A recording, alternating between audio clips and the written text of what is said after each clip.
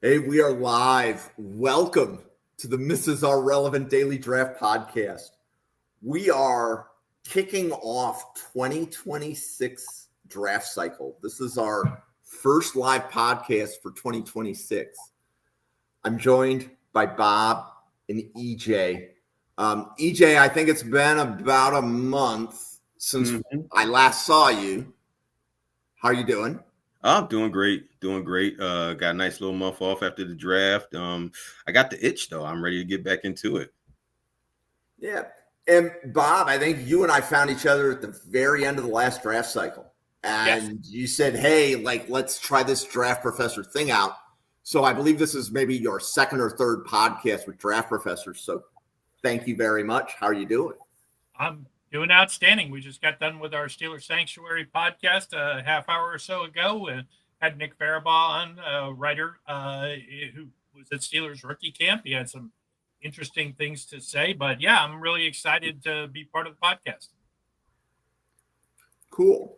So for this podcast, we're going to be talking about some offensive and defensive schemes for the Philadelphia Eagles and the Pittsburgh Steelers. And if the Draft Professor audience didn't know, EJ is an Eagles fan.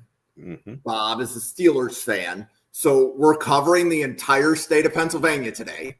Yes. All NFL teams in the state of Pennsylvania are considered in scope. And one of the reasons for that is on the Draft Professor website, coming soon to a computer near you, you're going to be able to say, I'm a Philadelphia Eagles fan. And then when you tell it the team, it's going to know the schemes behind the scene. And then if you hit one more button, it would filter players that match the scheme. So if you run a Fangio defense and you need a specific type of cornerback,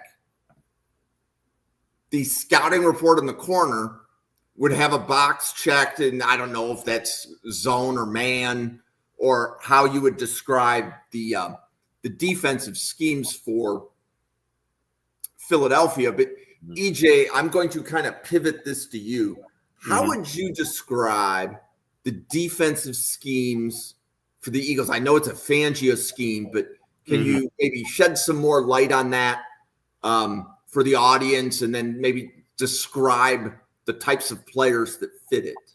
Yeah, so what they run the Vic Fangio scheme. What Vic Fangio does is typically a multiple front defense. Is not necessarily a 3-4, although he does have some odd front looks on base in their base package. What their base package is, what they typically look to do on first and second down, or when they're expecting run, they'll have an odd front. They'll have a 5-man line, which consists of a nose tackle or zero technique.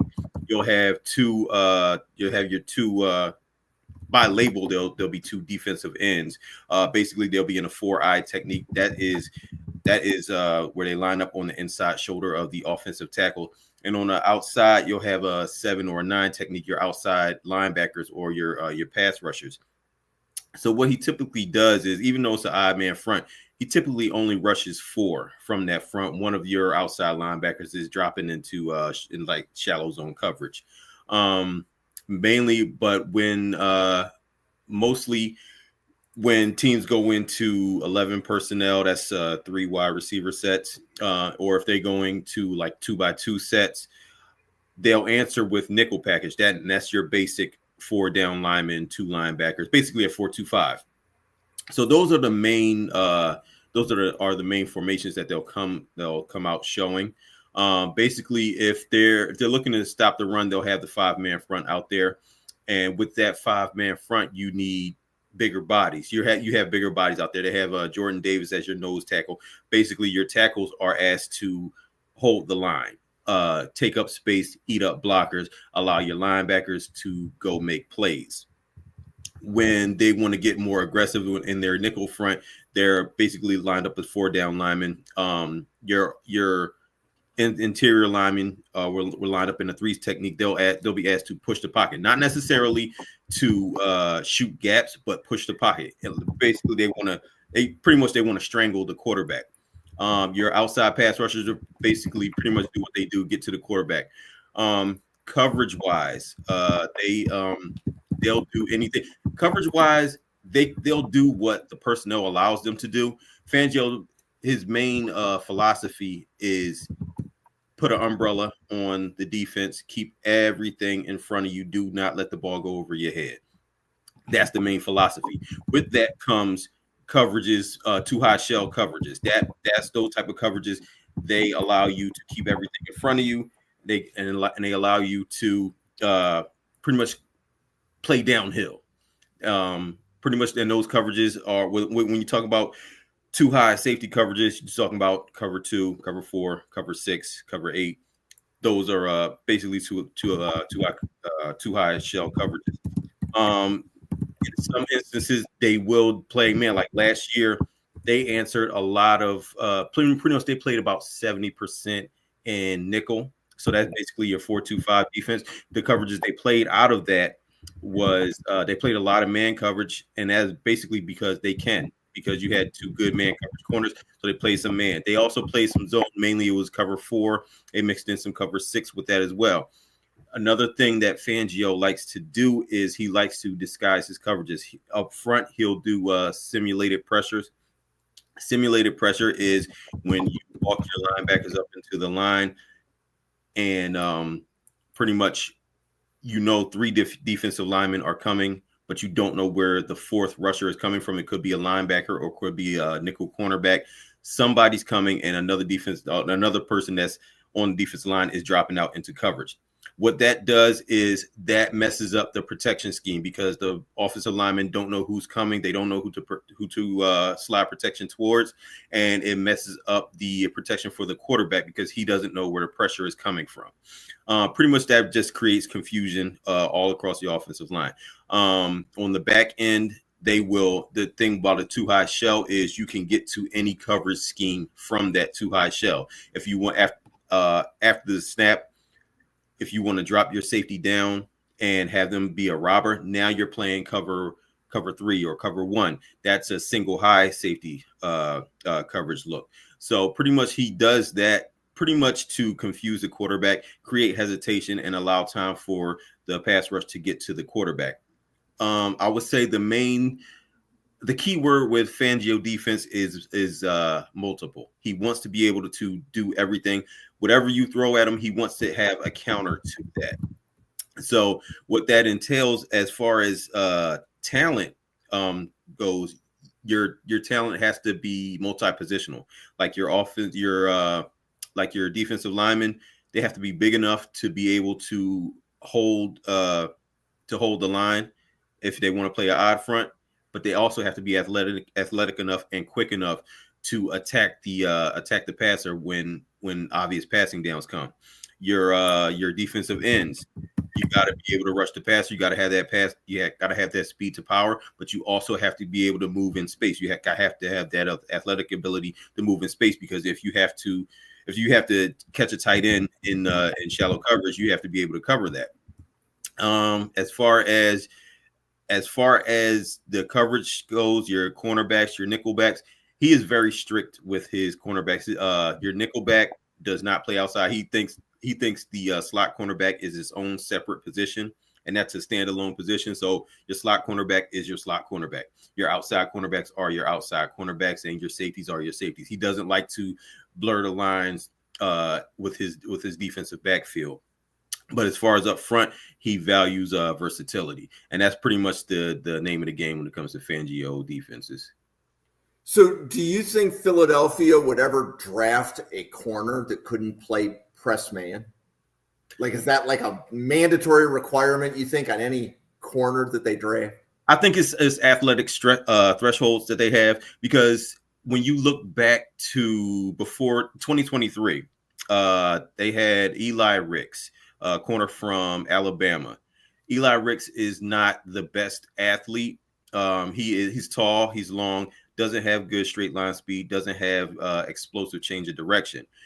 He was playing a ton of snaps in 2023 before Vic Fangio got there. He played a ton of snaps, and a lot of fans thought he had a bright future with Philadelphia. Vic Fangio comes in, they draft 2 more corners.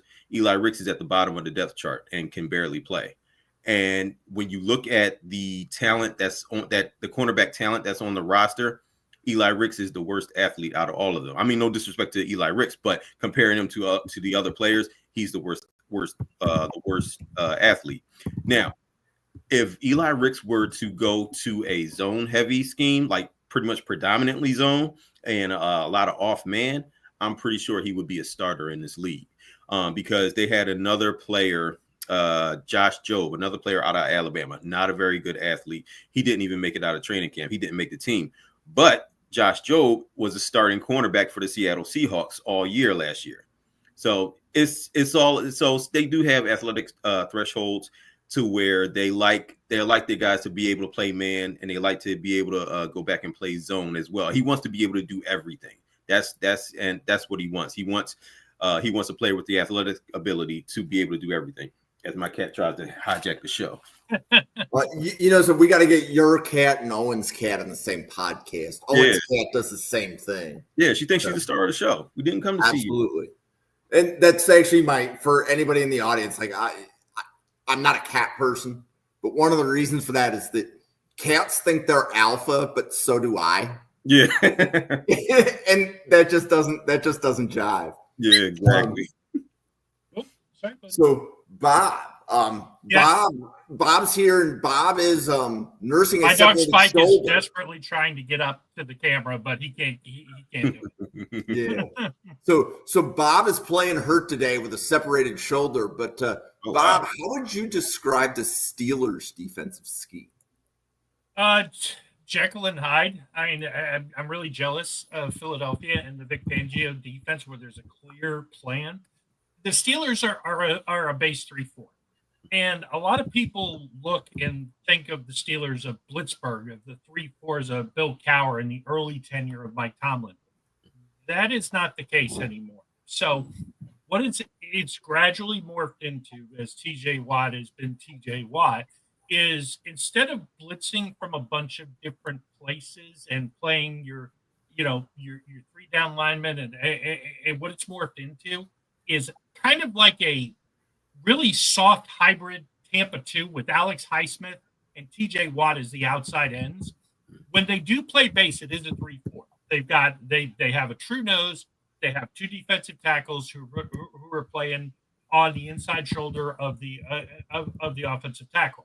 And then you've got Watt and Highsmith on the outside. You got two middle linebackers, Patrick Queen, and for the most part, Peyton Wilson roaming in the middle there. They only play that about 20-25% of the time. If you watch the playoff game closely, where Baltimore torched them and ran for 300 yards, the Steelers were stubbornly sitting in nickel. I think they thought because, and rightfully so in the past, Baltimore tried to be cute and let Lamar Jackson win the game.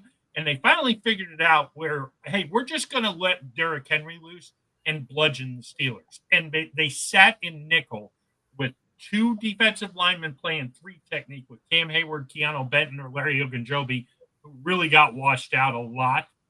And then TJ, if you watch that game, there was a very definitive play where Baltimore was running RPOs. They handed the ball to Derrick Henry, and Derrick Henry takes off up the middle, and TJ tackles Lamar Jackson, even though he clearly had let the ball go. So the plan was, it's kind of all over the place. And the reason I say that Mike Tomlin came up in the Tampa 2 system. He was a defensive backs coach for the Buccaneers Super Bowl team. He likes the 4-3. And I think there was a long time where Dick LeBeau got a lot of credit for the 3-4 and the zone blitz, where he really wanted to play more of a Tampa 2. The problem is that they haven't committed to changing the offense or defense to a 4 defensive line front and play the true Tampa 2. So they're playing this hybrid kind of soft system. They play a lot of cover 3. They play more 3 safety coverage than anybody in the NFL. And what's interesting about that is, a lot of people, Minkah Fitzpatrick has had a couple of what you would call down years. But if you actually watch what Terrell Austin is doing, he's playing him so far back in a cover 3 that he can't make any impact plays. Deshaun Elliott was a revelation in run support last year, but the problem is that you're taking a guy you're paying $18 million a year to, you're putting him in deep center field, and he really is not having any impact to the point of his contract is almost untradeable, and the Steelers are probably looking to move on from him at the end of the year. The other thing is they drafted Joey Porter Jr., nice press corner, man press corner. And if you're a Steeler fan, you've been begging for years for them to go to a man press scheme. When you watch guys like Tom Brady and some of the other really elite quarterbacks just carve up, they rush 4, they drop 7. They don't, even though they've got now with Darius Slay, they've got the ability to play that press coverage. They don't do it. We're hoping, we just talked about this on our podcast, we're hoping that this year with the addition of Slay, if Corey Trice is finally healthy, you've got 3 big, long press corners. So we're hoping that's going to be the scheme. But it's kind of all over the place. Terrell Austin is a soft drop shell cover 3 type of guy. And the plan in Pittsburgh seems to have been for now way too long. TJ is better than everybody else. TJ will make a play. Don't worry about it. Alex Highsmith has come along, and it's okay. TJ and Alex will make a play, and if they don't, the Steelers have real issues. But Nick Farabaugh, who's at Steelers rookie camp, told us on our podcast that this is the best Steelers corner room in at least 5 years since the 2020 defense. So he said, look out. There may actually be an adjustment where they go and let these corners play man press to give an aging front 7 a little bit better chance to get to the quarterback with a little more time. So if I were to make a statement, this is going to be more of a hot take. So EJ, you can like debunk it whenever you're ready. But if I were to say teams play zone to get through the regular season, but they play man in the playoffs, like EJ, do you notice that? It all depends on who you have. I've seen teams with their corner that want to protect their corners go into more zone, and I've seen teams with pretty much good corners they play man, because I think that I think it's more athletic based than just getting through the season, because like the NFL season, even though it's probably going to go to 18 games, it's still a very short season, and the coaches they have to take each game by game, and because if they just say we're just going to play zone for the next 4 games, somebody will carve them up by game 2, because what they're putting on film is they're putting a tendency on film. If the offense knows exactly what they're going to do, then they're going to carve it up. So they have to play it game by game, week by week. So, Bob, do you think that's the way that it is? It's game by game, week by week. It's not regular season versus playoffs. I would strongly agree with that. And I think when you have a team with like last year's Philadelphia team was a good example.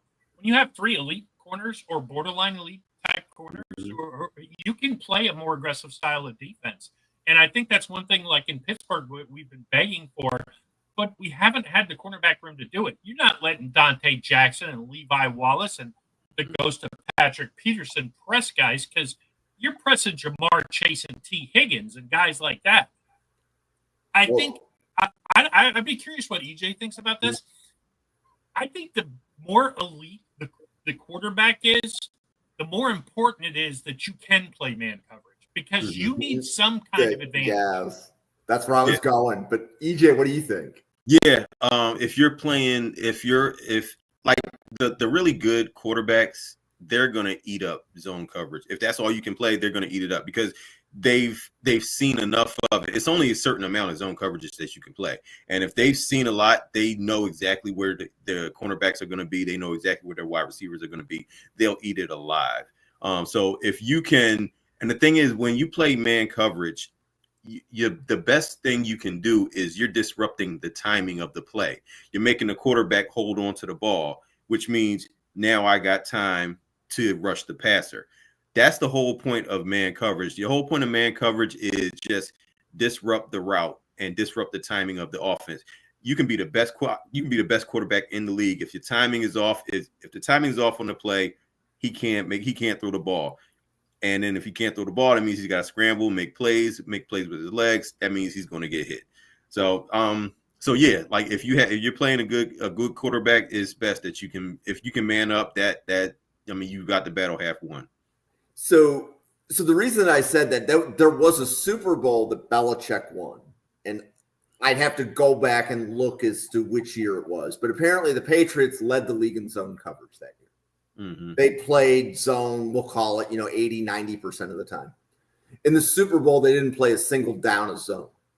They played entirely man in the Super Bowl. So we completely changed it up, which goes back to some of what you were saying, EJ. Some defensive coordinators, they just want players that are good enough that they can play both. Mm-hmm. But the other thing, EJ, like when you said, like when you play a good quarterback, you tend to play more man coverage. Mm-hmm. And generally, you play more good quarterbacks in the playoffs than you do in the regular season. Yes. Yep. Unless you're the 2000 Baltimore Ravens, which didn't play a single Pro Bowl quarterback all year. They made it all the way to the Super Bowl. Yep. They never played a Pro Bowl quarterback. Wow. Not a single one for the entire stretch. Sheesh. I love that stat. Like, that's why, I love the 2000 Ravens, but they can never be compared to the 85 Bears or that Buccaneers defense because they didn't play a good quarterback, according to me. Well, don't forget those Steeler defenses of the 70s, and actually probably the best defense of all time who didn't win the Super Bowl because of so many injuries on offense, the 76 Steelers ended the year on a four shutout streak. I mean, it was just I've heard ridiculous. that before. Is that steel curtain defense? That was one of them, but they were coming off back-to-back Super Bowls. Bradshaw got hurt, Franco got hurt, Blyer got hurt, and by the time the playoffs rolled around, Bradshaw was they won 6 games with Mike Krzyzek at quarterback, who completed less than 30% of his passes. They were shutting out everybody, and then they beat the Colts. But then when they faced the Raiders, Franco got hurt in the first quarter. Rocky Blyer didn't play, and it was just over. They ended up losing 24-7. And one of my favorite Jack Lambert quotes of all time was, "Hey, how do you feel after the game?" He says, "I feel we should go back out and play 60 more minutes because we can take these guys." Cool. Nice. So, from a defensive scheme standpoint, I took a lot of notes there. And then obviously we can come back to the podcast. From an offensive standpoint, EJ, how would you describe the Eagles' running game? Is it, power? Is it inside zone, outside zone? How would you describe that? It is they you know what? They have a luxury of because they have like a ridiculously talented offensive line. So they run pretty much whatever they feel like running. A lot of it it's different because they incorporate the quarterback into their run game. They run a lot of gap scheme. Gap schemes is they run QB power, or they just run power. They run a lot of counter. That's when your guard and your tackle are pulling to the outside and your running back is following behind them. They run trap plays. They like to run trap plays. That trap plays is where your guard lets the guard pulls, and so the defensive tackle penetrates, but coming from his blind side is the other pulling guard, and they call it a wham play because the guard just pretty much T-bones the defensive tackle, and that creates a hole. They run some inside zone as well. Pretty much they do a lot of variety with their run game. That's because they have the offensive linemen. That's another thing. Jeff Stoutland is the offensive line coach and the run game coordinator. And what he prefers in his offensive linemen is size and athleticism. He'll teach them technique. Fine, but give him athletes. That's why the average size of the offensive line is like 6'5", 6'6", 320. And that's including his guards. Usually teams don't like bigger offensive guards, but he looks for bigger offensive guards. That's why you saw Mekhi Becton at guard last season. He wants bigger guards. He wants guys that can move their feet. He wants all the dancing bears. That's what he wants. And leave it up to him to teach technique. He'll get their hands and their feet ready and all that, but he just, as long as they have the athletic ability to do what he's asking them to do. then they'll be fine. But as far as just the running game, they are pretty much they're very multiple with it. They do gap and they do zone. They don't do a lot of wide zone. They don't do a lot of running to the outside. They do a lot of their running to the in between the tackles. I would say most of their stuff outside is just counter. They run a lot of QB power. They run a lot of inside zone. They count on their interior linemen to open holes and move guys in the middle. But mainly it's more so inside rushing, and it's counter. It's a lot of gap scheme. It's a lot of inside zone. That's usually what they run. Okay. Yeah. And Bob, how would you describe the Steelers' running game? I think it's a lot easier too when you're handing the ball to Saquon Barkley for everything to work. Oh yeah. I mean, usually their playbook consists of hand the ball to Saquon to the left, hand the ball to Saquon to the right, and then celebrate for the touchdown and tush push. That's it. Exactly. There you go. That's the Eagles playbook. So the Steelers ideally under Arthur Smith are an outside zone run team, and the problem last year was they had Najee Harris, who didn't fit that scheme very well, and Arthur Smith has basically admitted that he didn't run most of his offense last year as far as the run game goes because he had Najee Harris. And it wasn't a dig at Najee. It's just, hey, he didn't fit what they were doing. And it's the number one reason I think they ended up picking Caleb Johnson, because if you had to draw up the back in the lab that Arthur Smith wants in his offense, it's Caleb Johnson. So I know he's very excited. Remains to be seen, because even though Jaylen Warren was there last year, they didn't utilize him enough. Arthur Smith relied a lot on Cordarrelle Patterson for some odd reason. And Jaylen Warren is so explosive. He's demonstrated over the first couple of years of his career that he's a guy who can really get loose. But, oddly enough, halfback toss became a staple of the offense last year. And I think part of it was because they were trying to get Najee into the outside zone runs by getting him out there a little bit and tossing him the ball. But the toss wasn't there for Jaylen. He's the smaller back, and they were running him into the line versus running Najee to the outside. So it made no sense. So I'm really looking forward to seeing what they do this year with Caleb Johnson and Arthur Smith saying, okay, here's a guy who fits my offense. And a low-key pickup, Kenneth Gainwell from the Eagles. Andy Weidel cut his teeth under Howie Roseman. So he is drafting guys who should be dancing bears, but are more like, Zach Frazier is just a beast and a bully. Mason McCormick looks like he's going to be a beast and a bully. Isaac Seumalo is kind of on the downside. Probably our worst offensive lineman going into the season, depending on how you feel about Broderick Jones.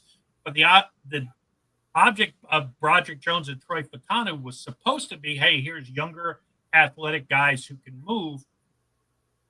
Fautanu got hurt. Broderick Jones has not been very good at right tackle, but he goes over to left tackle. So things are optimistic this year as far as the Steelers go, as far as this young offensive line.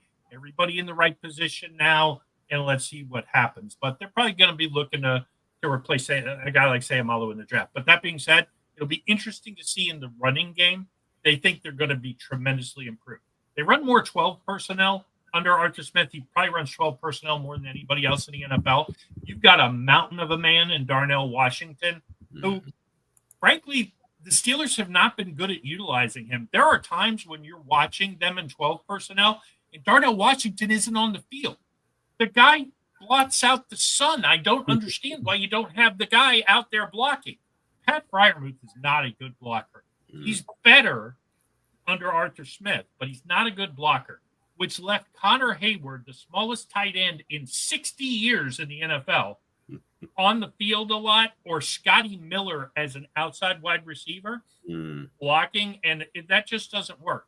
Now, the Steelers signed Robert Woods because he can block, and even though it doesn't seem like, why are you signing an old guy, Robert Woods? Because when they go to 12 personnel and you have DK Metcalf and Robert Woods on the outside, all of a sudden the seal on the outside looks a whole lot better than it was George Pickens and Scotty Miller.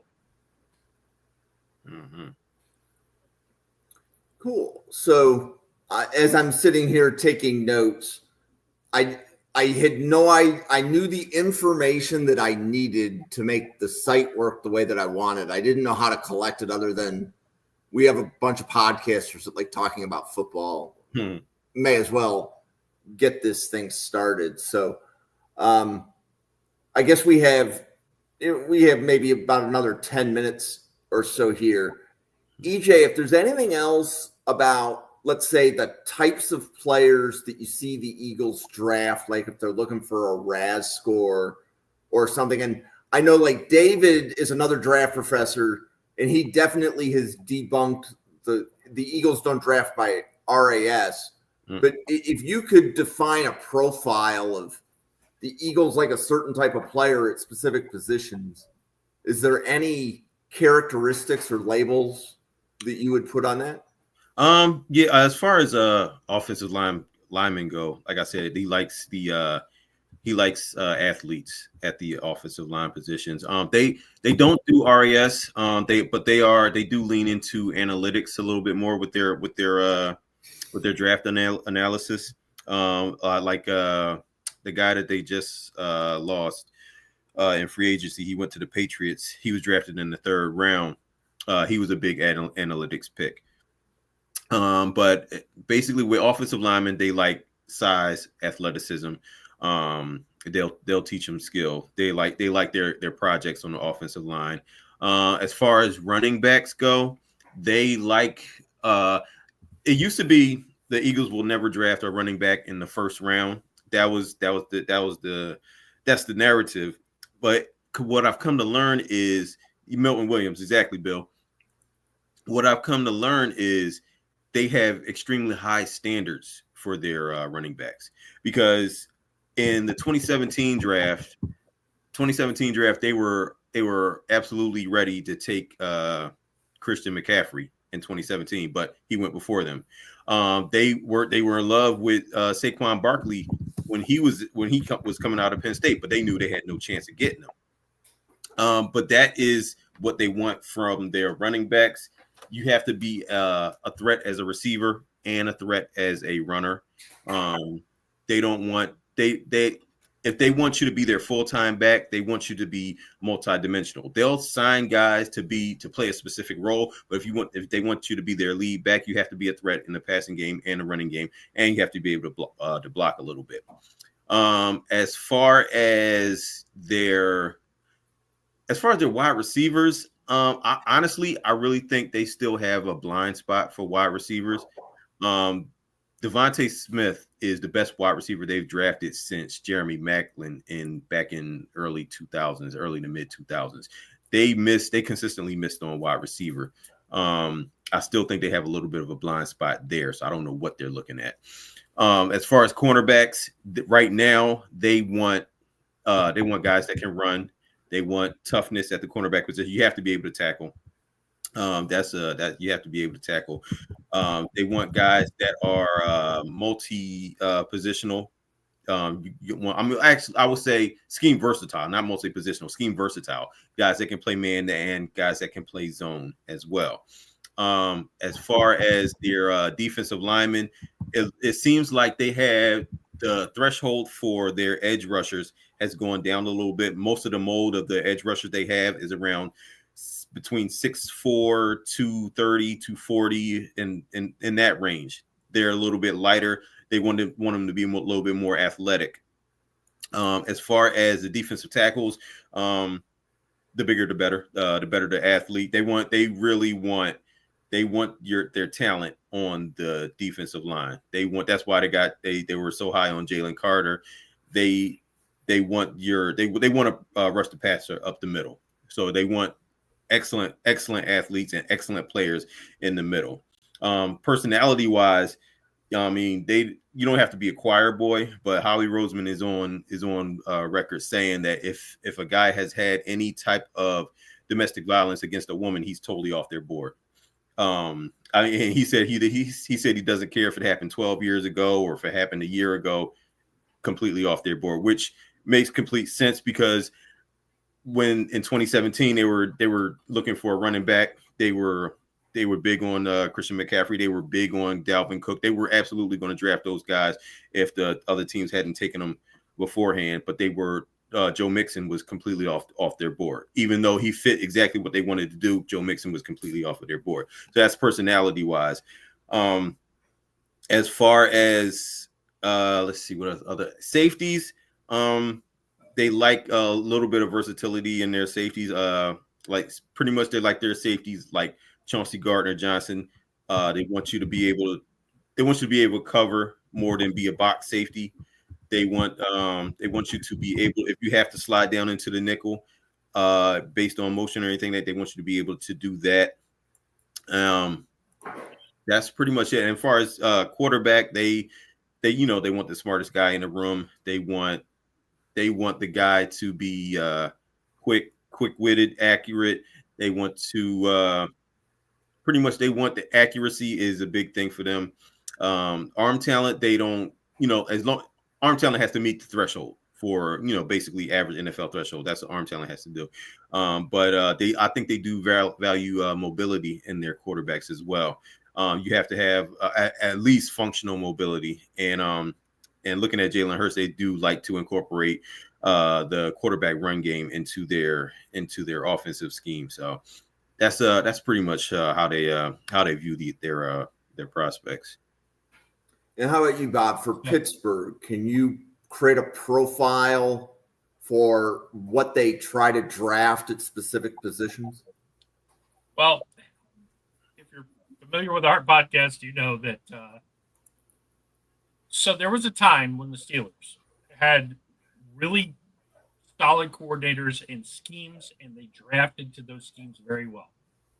But as it has slipped over the last, really going back now 12 years, as they phased out guys like Bruce Arians, Dick LeBeau, people like that, and replaced them with the Matt Canadas and Randy Fichtners and some really questionable hires, it's kind of been all over the place. So they draft a press man corner like Joey Porter, and they mostly play him in zone.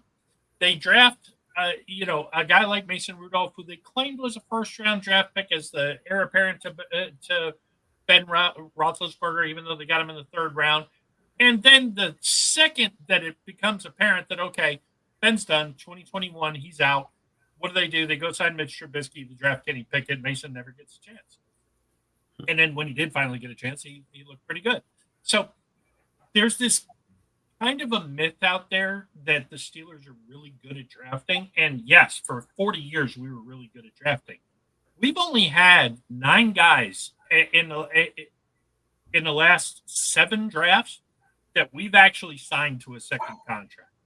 There's a few guys who went on to other places in the NFL, but even that's not very many, like Juju Smith-Schuster, James Conner, although James Conner's been pretty successful. Hargraves was pretty successful when he left Pittsburgh, but they have missed, and it's hard to tell what it is they're looking for.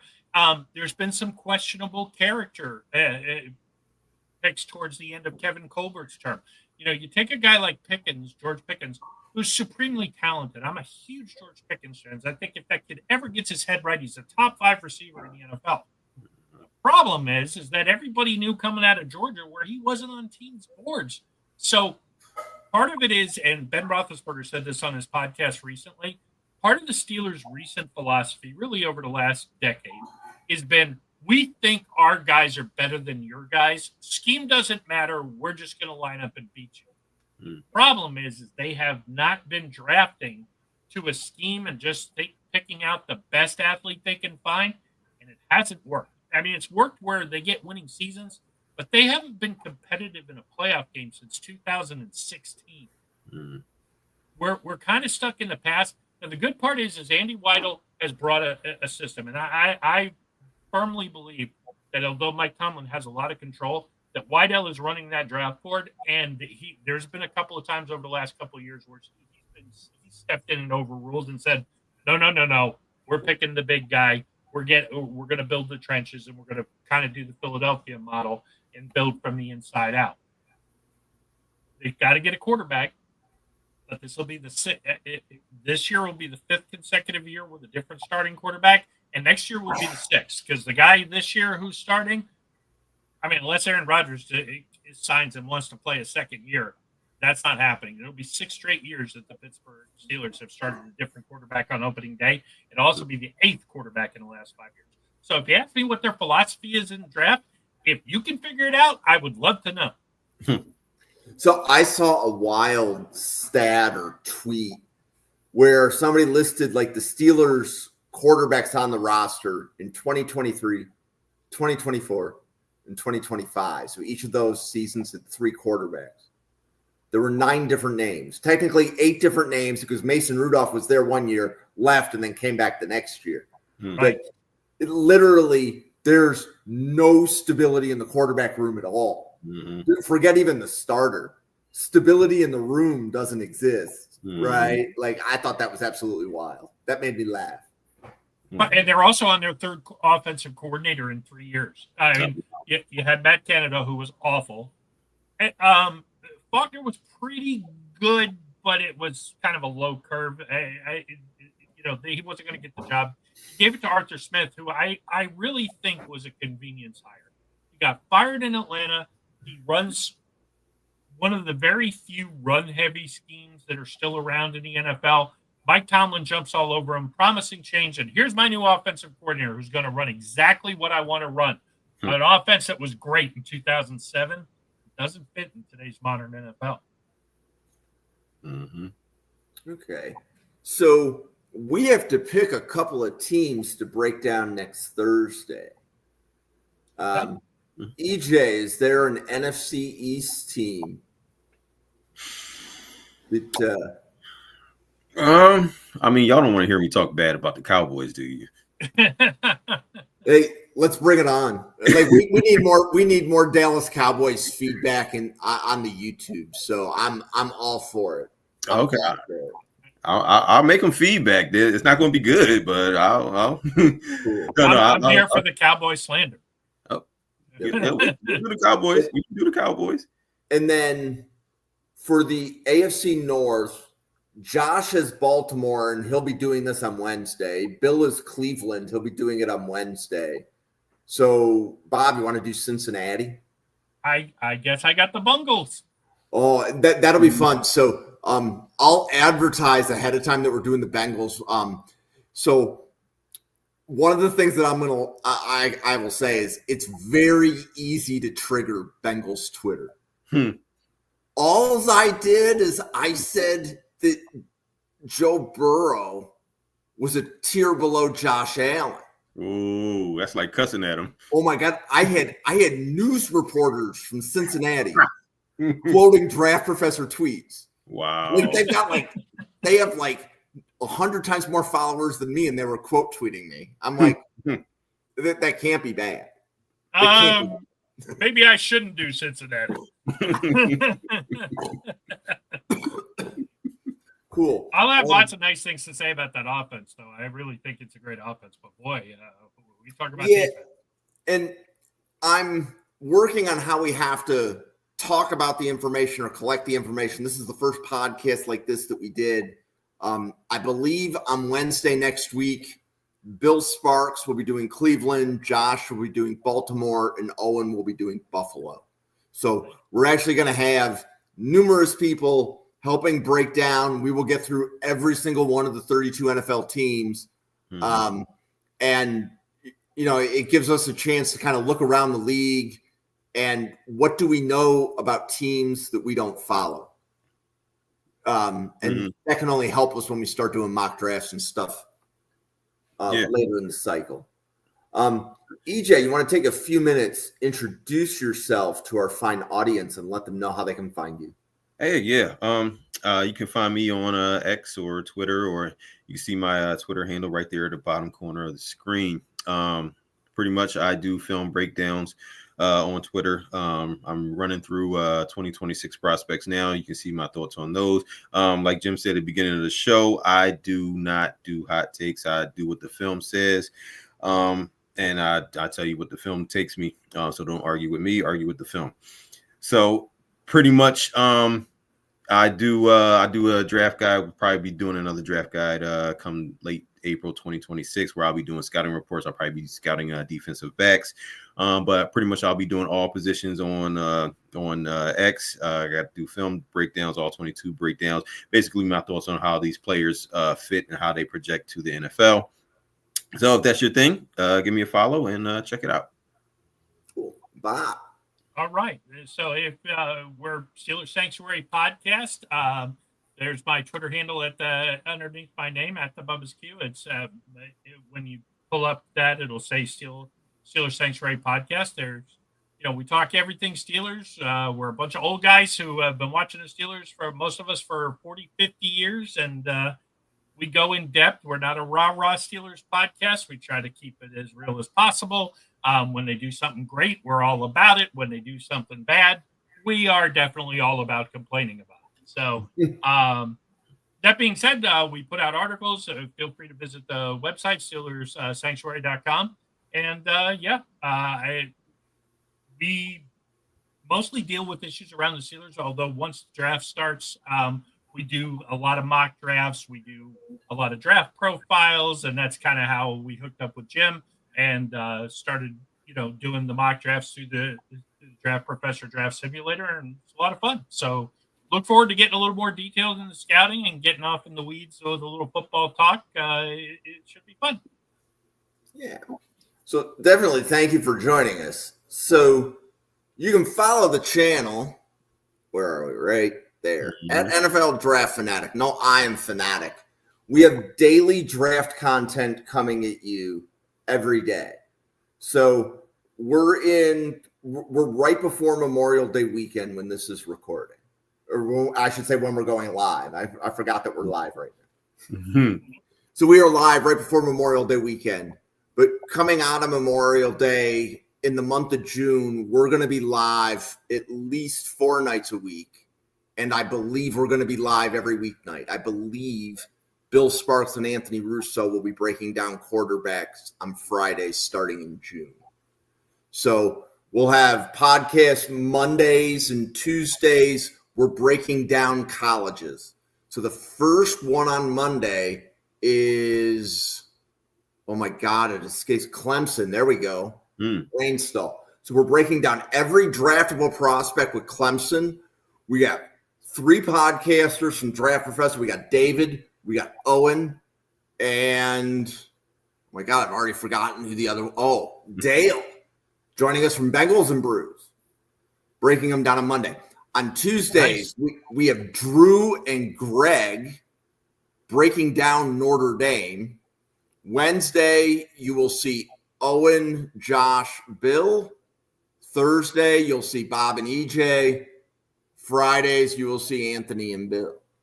And that's going to repeat all the way through. So we are now live, daily draft content. And nobody's going to be able to keep up. We have 80 people at Draft Professor that are helping us create content. It's crazy. We're growing. We find people like Bob and EJ, and everybody's hooked. It's a drug. Yeah. It's a drug. He built an army. Can't get enough draft news. Yep. And you can see, because, Bill Sparks stopped by in the chat. And I like that. Like, EJ, you can't do any worse than Jerry Jones. Yeah, I know. Yeah, he. He's the owner of the team, so he can talk about him how he wants. But yeah, he's. I won't get as disrespectful as Jerry Jones is. Yep. And then Brandon, you're here nearly every podcast, so it's good to see you as well.